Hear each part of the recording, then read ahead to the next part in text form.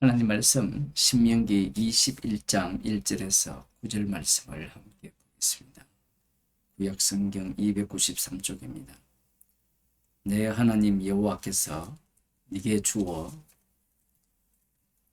얻게 하시는 땅에서 혹시 피살한 시체가 덜에 엎드러진 것을 발견하고 쳐 죽인 자가 누구인지 알지 못하거든 너의 장로들과 재판장들이 나가서 그 피살한 곳에서 사면에 있는 각 성읍의 원근을 잴 것이요 그 피살한 곳에서 제일 가까운 성읍 곧 그 성읍의 장로들이 아직 불이 오지 아니하고 멍에를 매지 아니한 암송아지를 취하고 성읍의 장로들이 물이 항상 흐르고 갈지도 심지도 못하는 골짜기로 그 송아지를 끌고 가서 그 골짜기에서 그 송아지의 목을 꺾을 것이요 레위 자손 제사장들도 그리로 올지니 그들은 내 하나님 여호와께서 택하사 자기를 섬기게 하시며 또 여호와의 이름으로 축복하게 하신 자라.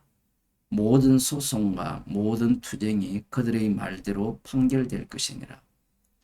그 피살된 곳에서 제일 가까운 성읍의 모든 장로들은 그 골짜기에서 목을 꺾은 암송아지 위에 손을 씻으며 말하기를 우리의 손이 이 피를 흘리지 아니하였고 우리의 눈이 이것을 보지도 못하였나이다. 여호와여 주께서 속량하신 주의 백성 이스라엘을 사하시고 무죄한 피를 주의 백성 이스라엘 중에 머물러 두지 마옵소서 하면 그 피 흘린 죄가 사함을 받으리니 너희는 이와 같이 여호와의 보시기에 정직한 일을 행하여 무죄자의 피 흘린 죄를 너희 중에서 제할지니라.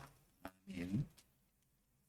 오늘 일어난 이 사건에 대한 말씀이 우리들 인간들 세상에서 일어난 사건 처리 방식과 동일하다면 사실 어려운 게 전혀 없습니다. 그런데 오늘 본문은 상당히 난해합니다. 왜 난해하냐? 우리들의 상식을 다 깨기 때문에 그래요. 약속의 땅에 들어갔을 때 어떤 한 사람이 살해당했어요. 살해당한 그 사람은 여기 보면 덜에 엎드려졌다 이렇게 얘기하죠. 정인들이 없습니다. 정인들이 없기 때문에 누가 이 사람을 죽였는지는 알지 못해요.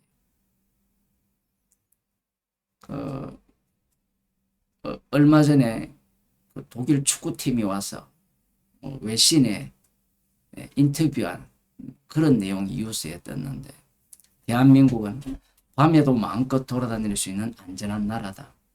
한국에 사는 사람들은 안전한 나라인지 잘 모르죠. 외국에 가서 살아봐야 한국이 얼마나 안전한지 알겠죠. 거기에 보면 이런 말을 합니다.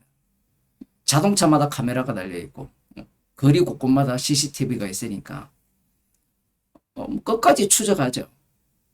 하나님께서 왜 살해당한 이 사람에게 정인이 없게 하셨는가? 하나님은 그 정도는 할 수 있잖아요. 그런데 하나님께서는 정인이 없는 피살자를 만듭니다. 피 흘림을 당한 자를 만드는 겁니다. 그러한 시체가 발견되었을 때 해야 될 율법 조항을 말씀하시는데 그 내용은 먼저 장로들과 재판장들이 그곳에 출동을 합니다. 이스라엘 전체의 장로들과 재판장이라고 볼 수 있죠. 그 중에 일부라고 볼 수도 있고요. 그들이 가서 그 피살당한 그 살해 현장에서 각 성읍까지의 거리를 잽니다. 각 성읍까지 거리를 재는데 가장 가까운 성읍의 장로들을 호출을 해서 그들에게 아직까지 부리우지 아니하고 멍임하지 아니한 암송아지를 취하여서 그 암송아지를 끌고 어디로 가느냐 하면요. 4절에 보면 물이 항상 흐르고 갈지도 심지도 못하는 골짜기로 그 송아지를 끌고 가서 그 골짜기에서 그 송아지의 목을 꺾어라. 송아지를 잡아라는 거예요. 피를 흘리라는 거예요. 왜 이렇게 하느냐? 우리들은 송아지의 목을 꺾었으니까 속죄제물로 사용하실 것인가? 아닌가? 쉽게 단정하기가 어려운 본문입니다.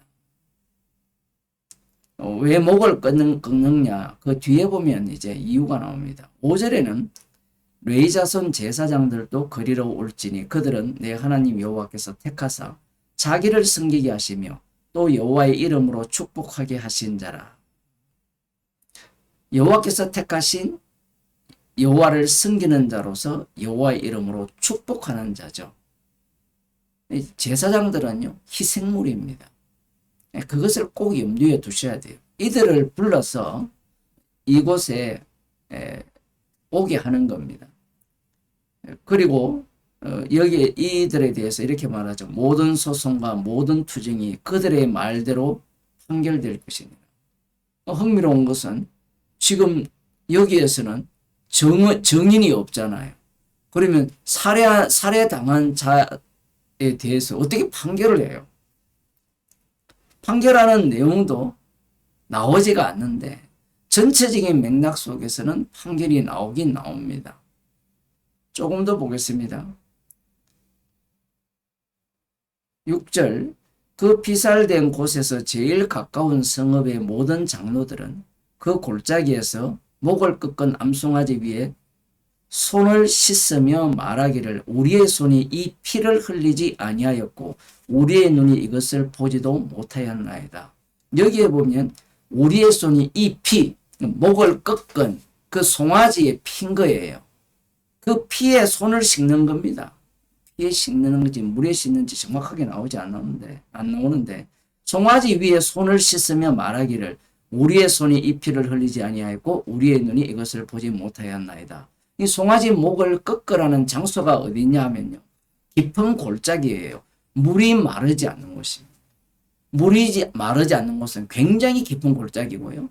그리고 또 한 가지 조건이 무엇인가 하면 이 갈지도 그 농사를 짓지 않는 곳이라고 이야기를 하죠. 왜 이러한 곳을 지시하느냐 하면 그러한 곳에서 송아지의 목을 꺾어서 피를 흘리면 그 피가 어디까지 흘러갈까요? 농사 짓는 곳으로 다 흘러가겠죠.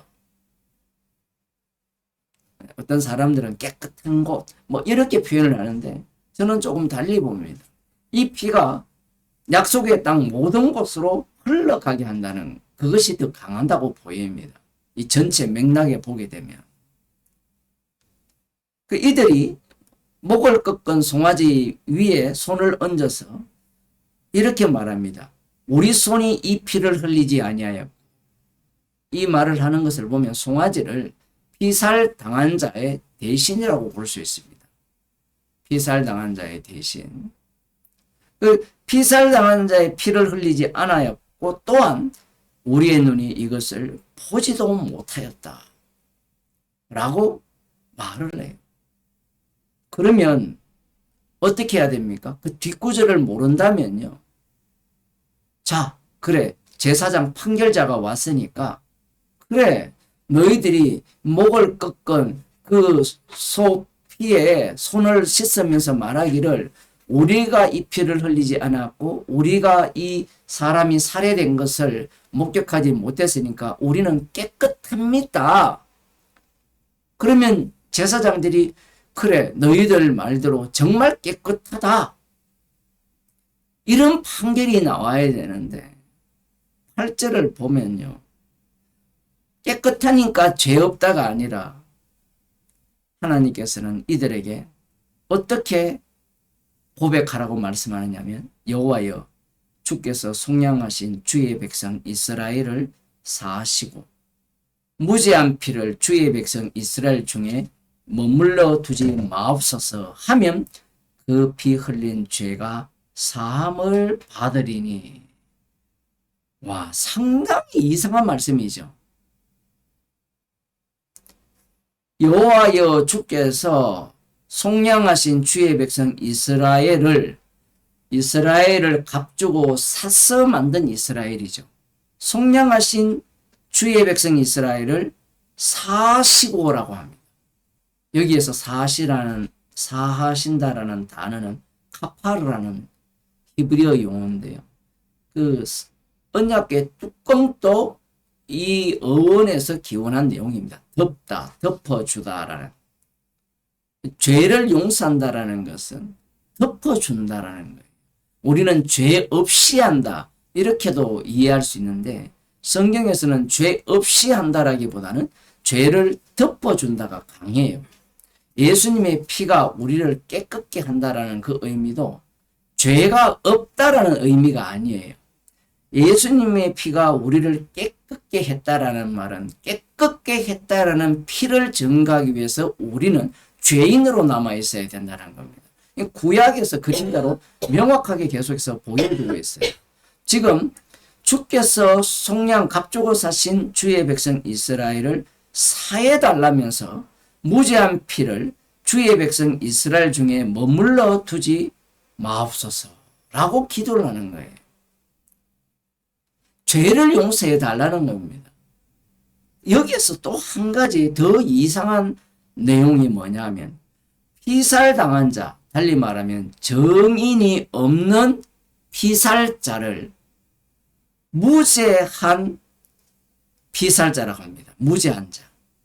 죄가 없는 자라고 선언해버려요. 여러분 조금만 생각해보면 피살당한 자가 누군지를 확인할 수 있잖아요. 그러면 그가 어떻게 살았는지, 어떤 삶을 살았는지 얼마든지 그 사람이 무죄한 자가 아님을 알 수도 있어요. 살면서 죄를 지었을 수도 있으니까. 그런데 하나님께서는 그 피살당한 자를, 약속의 땅에서 정인 없이 피살당한 자를 무죄한 자라고 이야기를 하는 거예요. 이거 정말 충격적인 말씀이죠. 피살당한 자라면 다가 어떻게 무죄하냐, 이렇게 따질 인간들이 많은데, 율법은요, 정인 없는 피살자는 무죄한 자라는 거예요. 무죄한 피를 흘린 이 죄를 용서해 달라는 거예요. 그 방식이 뭐냐면 요렇게 하라는 거예요. 깊은 계곡에 가서 마르지 않는 그 물이 흐르는 골짜기로 가서 이 멍에 매지 않은 송아지의 목을 꺾어 그 피에 가장 가까운 장로들의 손을 씻어서 이렇게 기도하면, 7절부터 보면 우리의 손이 이 피를 흘리지 아니하였고 우리의 눈이 이것을 보지도 못하였나이다. 여호와여 주께서 속량하신 주의 백성 이스라엘을 사하시고 무죄한 피를 주의 백성 이스라엘 중에 머물러 두지 마옵소서 하면 그 피 흘린 죄가 사함을 받는다. 이렇게 말씀해요. 정말 희한하죠. 여기에서 그러면 희생물이 누구냐라는 겁니다. 어떻게 용서를 받아요? 희생물이 누굽니까? 송아지는 아닌 것을 알 수 있고, 제사장이 희생물임을 알 수 있고, 조금 더 어렵게 들어가면 피살당한 자가 희생물이 돼. 너는 이와 같이 하여 여호와의 보시기에 정직한 일을 향하여 무죄자의 피 흘린 죄를 너희 중에서 제할지니라. 정말 특이한 처리 방식이죠. 무죄한 자의 그 피 흘린 죄를 너희 중에서 없애는 방법이 어떤 방법이냐? 방금 말씀드린 이러한 방법이라는, 우리 하나님은 공의로우신 분이잖아요. 그러면 무죄한 자의 피에 대해서 깨끗게 하려면 끝까지 추적해서 그 공소시효라고 합니까? 살인자의 공소시효를 두지 말고 끝까지 추적해서 그 사람을 살해한 살인자를 잡아서 죽여라. 살인자는 주님이 죽이라 하셨으니까. 그렇게 하여서 여호와 보시기에 정직한 일을 행하라고 하셨다면 얼마든지 납득이 가고 이해가 겠죠. 그런데 하나님께서 일하시는 방식은 그런 방식이 아니라는 거예요. 그 이유가 무엇이냐면 이스라엘은 주께서 값주고 값을 지불하고 산 자들이기 때문에 그래요. 유월절 어린 양의 피로 구원을 받은 자들이기 때문에 그들은 계속해서 심지어 약속의 땅에 들어와서 이들은 하나님의 아들이라 이름을 받았잖아요. 그 죽임 당한 자조차도 유월절 어린 양의 피를 증거하는 자로 죽어야 되고, 동시에 그러한 죽음을 목격하는 자들도 그 유월절 어린 양의 피로 인하여서 자신들이 살해자가 아니어서 산 것이 아니라 피로 용서받아서 산 자임을 계속해서 확인하라고 정인이 없는 피살자를 주님께서 만드시는 겁니다. 이런 말씀을 과연 지킬까요? 안 지킵니다. 그러면 종말이 되면 이런 말씀에 대해서 이 남은 자 바리새인과 서기관들이 어떤 태도를 취하겠느냐라고 하면요, 그들 세계에서 살인자를 없애는 방식을 취하죠. 살인자를 없애는 방식은 달리 말하면 정인이 없는 곳에서 죽임을 당하는 그런 사람을 없애려면 어떻게 하면 됩니까? 남은 자들이 말씀대로 사는 거예요. 말씀대로 살면 이러한 법이 필요 없는 거예요. 사도 바울이 자신을 율법의 의로는 흠이 없는 자라고 했잖아요. 그럼 율법의 의로는 흠이 없는 자라면 이 부정적인 율법에 대한 요소들에 대해서 지킬 필요가 없어요. 해당 사항이 없기 때문에. 마태복음 12장을 한번 보겠습니다.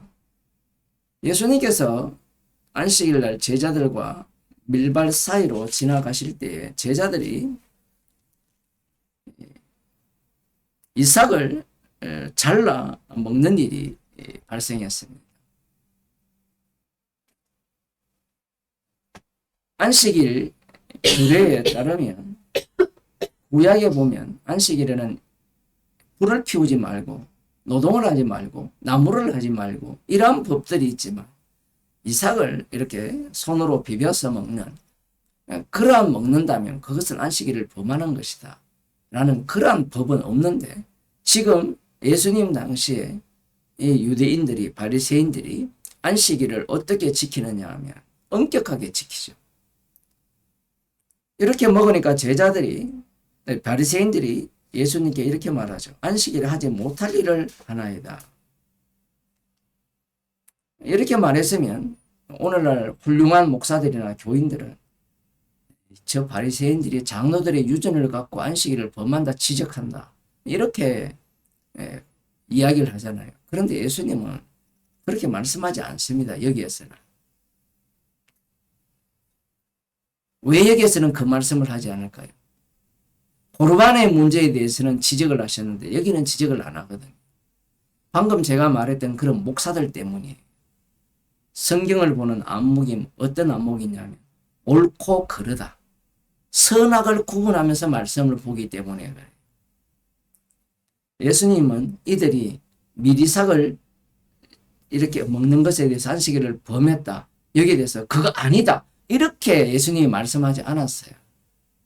예수님은 오히려 그렇게 먹은 것과 이 다윗이 시장할 때 자신들과 함께 한 자들이 제사장 외에는 먹을 수 없는 진설뻥을 먹지 않았느냐, 이 말씀을 언급하시면서 예수님 자신이 성전보다 더 크다라는 그런 말씀도 하시고요.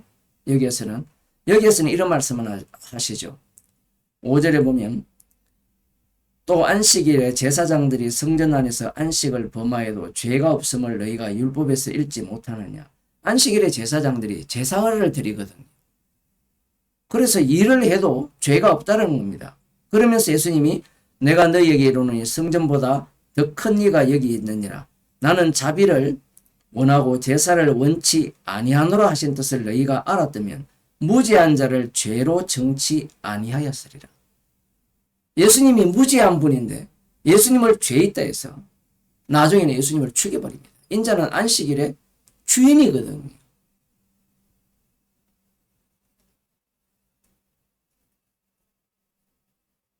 율법을 완벽하게 지켰기 때문에 위반적인 요소를 다 없애버리면 누구를 죽이느냐 하면 무죄한 분을 죽입니다. 하나님의 아들을 십자가에 못 박아 죽여버려요. 그게 바로 십자가 사건입니다. 십자가 사건은 율법을 지킨 자들이 일으킨 사건이에요. 따라서 인간의 모든 행위들은 예수님을 살해한 행위가 돼요. 말씀대로 살아야 됩니다. 순종해야 됩니다. 이렇게 주장하는 자들은 십자가의 피를 조롱하고 멸시하는 자들입니다. 그리스도 안에 들어와 있다면 성도는 십자가만을 자랑하게 되어 있어요. 마치 오늘 본문에서 이스라엘 백성들이 속량을 받았기 때문에 계속해서 주께서 희생물을 통하여서 피 흘림을 통하여서 용서하는 자리에 있음으로 말미암아 이 유월절 어린 양을 전가하는 이스라엘로 살아가듯이 성도들도 십자가에 피 흘리신 주님을 자랑하기 위해서 이 땅에서 살아가는 겁니다. 기도하겠습니다. 하나님 아버지, 무죄하다고 생각하는 자들이 무죄한 예수님을 십자가에 못 박아 죽였습니다. 이것이 인생들의 모습입니다. 주님의 십자가 복음이 오늘도 계속해서 전파되기에 우리는 십자가 앞에서 죄인일 수밖에 없고 무슨 일을 하더라도 주님의 피 흘리신 그 피 공로만을 자랑할 수밖에 없는 죄인으로 드러나게 하심을 감사하는 주의 백성이 되게 하옵소서. 예수님 이름으로 기도드리옵나이다.